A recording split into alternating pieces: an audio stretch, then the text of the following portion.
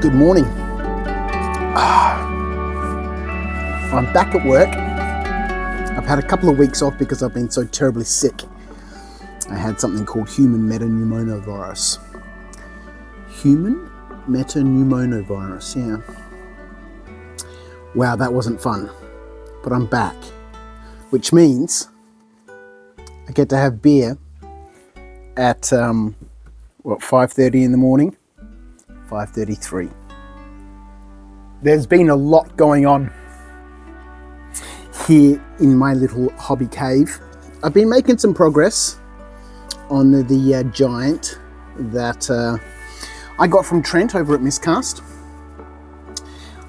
It still hasn't told me exactly what it wants to become, but the more I fiddle with it, the more it tells me how it's feeling and what it eventually wants to become.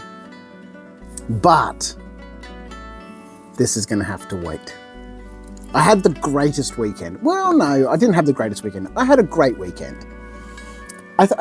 Every weekend I think is the greatest weekend. Maybe that's a good thing. I played a game with my friend Ara from Mana Press. It's running away. Fight's going on. What a coward. What a coward. I'm a lawman. A lawman who hides behind a woman for half the game. And then runs away when, danger gets close. At his gaming club in the city, there's a library opposite the Queen Victoria Markets. Beautiful building, brand new. Been there for, I think, a year and a half. Mind you, I haven't been to the city for years, but this place was beautiful, nice, low key. A couple of people playing some board games, a couple of people playing, having a session of D&D, and Ara and I cracked out the Cowboys and played a game of Legends of the Old West. It was so much fun. I really enjoyed it. Took the new table with me. It was really nice to get that set out after having worked on it for the last couple of weeks. Slowly chipping away, building all the little bits and pieces, and then seeing it in action on the tabletop. With the new fleece that I got, it looks really good. The green mat that I had, if you follow along on Discord, if you don't, jump in the description, there's a link over to the Discord. I post pretty much every day there, photos and just bits and pieces. It's a great place to, just see what I'm working on. People have mentioned in the comments, I want to see the table, make sure you do some battle reports and stuff. Jump on the Discord, you'll get to see all the photos. Like this guy posted up some pictures of this day before yesterday or whenever. Did I? Maybe I didn't. Anyway, it was so much fun. The table looked great. And we played with some custom rules. Where are they? Oh man, look, Bobby Grant, he died. Brutal. We played with some custom rules that I'd written up and shared with Ara for civilians in games of Legends of the Old West. These were some custom rules that we'd written up, and it really added a nice little, not bonus, but flavour to the game. There were 6 civilians, I think is the minimum according to the rules here. So during my movement phase, during Ara's movement phase, we'd determine what would happen with the civilians. And they had a different state of mind. I put together a state of mind chart so they can either be calm, confused, scared, or angry. And then they do different things on the tabletop. They either run away and hide, or they'd just chill out and watch the action and, be mildly amused. Or they'd get angry and they'd go and try and attack, the closest gang member. And if they passed a pluck test, they'd engage them in hand-to-hand combat. It was so much fun. Ara added in some rules for tumbleweeds. I had some tumbleweeds on the table. We'll have a look at those, I'm sure, at some stage. They would blow around at the beginning of every movement, at the beginning of every turn. We'd roll for the wind direction, and then all the tumbleweeds on the table would blow a certain number of, inches in a direction. And then if you got,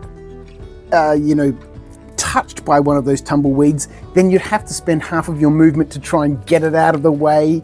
If it was in the way of a shot, there'd be an in the way test. For those people familiar with Legends of the Old West, it's very, very similar to Lord of the Rings Middle-earth strategy battle game, MESBG. So if you take a shot at somebody and there's something in the way, you've got to make an in-the-way test to see if you shoot past it. It was so much fun. It was really, really good. I thoroughly enjoyed it. So all those little bonuses and things that we added in to the game just gave it our own little bit of flavor.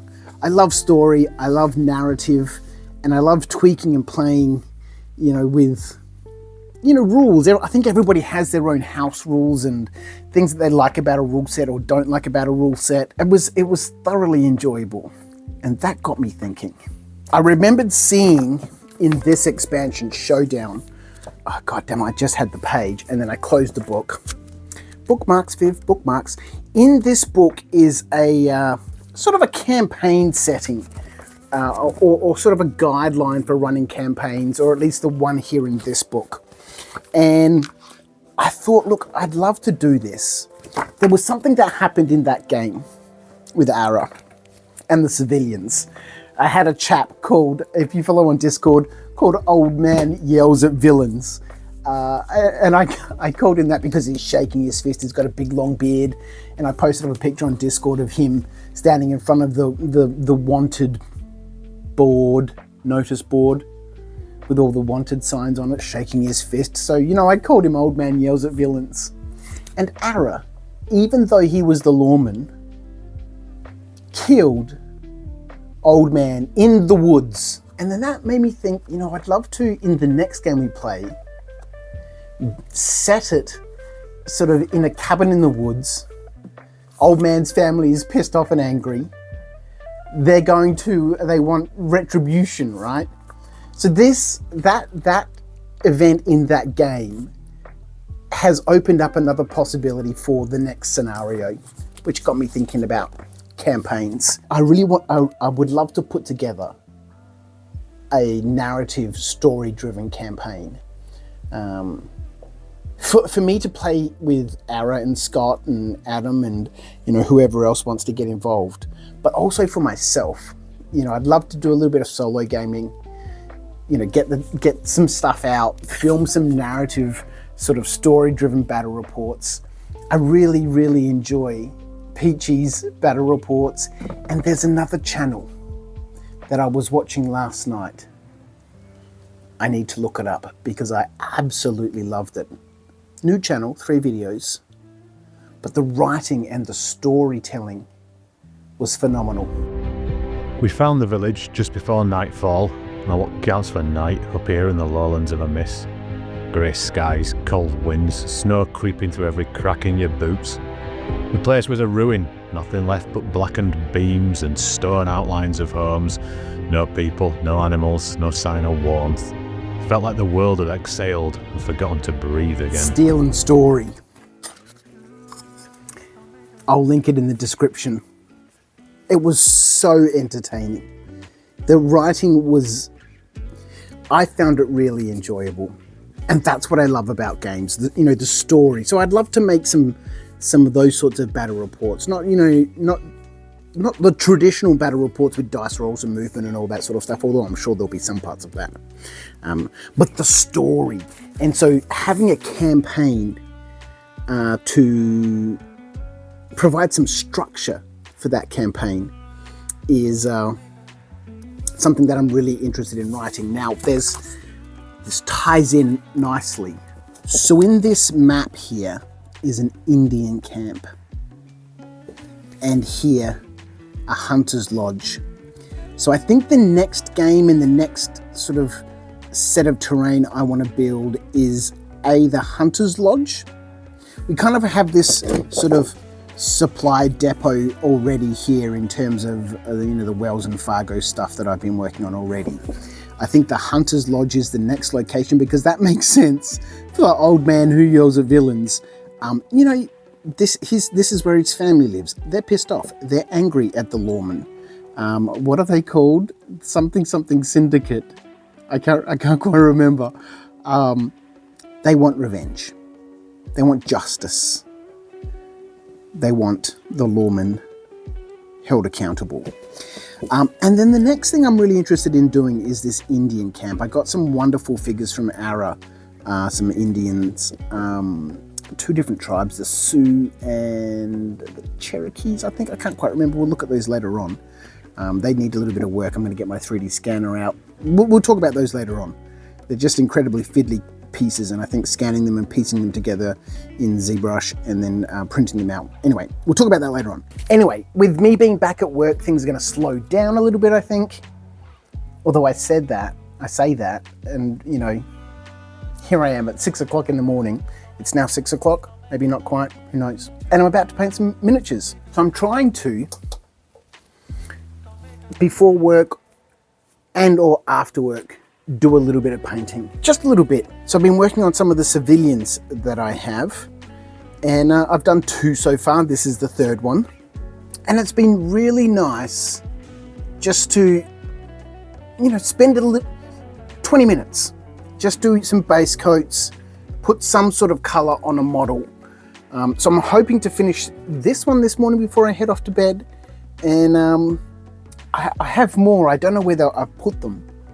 I have no idea. There's like another 30 of them somewhere, and loads more that I found in some boxes after I fished around in the Shed of Wonders outside, that you know, I can add to this growing horde of you know, citizens of complaint. Just a little bit each day. I saw somebody's video. I can't remember who it was. No, I can't remember. But they were saying just do something small every day. And I've seen a few people in the comments talk about, you know, trying to get back into the hobby, or losing their mojo, or, you know, being frustrated, or, you know, not being able to find, you know, the passion to get back into it. Now, I'm very much in my honeymoon phase. I haven't done any hobby work for years, so this is all super exciting to me right now. But I think that's one thing, you know, just find something, and for 15 minutes each day, put a new color on that model. And then before long, like I have been, you'll find yourself just sitting down. I've painted 7 civilians now, 2 in the last couple of days, and then this 3rd one will be the one that I work on today. And then you'll find yourself just wanting to sit down and do more. Okay, I'll do the highlights now. You know, I've done a shade and I've dried it with a hairdryer because I just want to see what it looks like, and now let me do some highlights. And before you know, 15 minutes turns into 25 minutes, which turns into 40 minutes, which turns into an hour. And then it turns into you wanting to catch up with some friends who you haven't seen for ages and play a game. I don't know. I'm not one to be giving advice to people, but I'm having such a great time.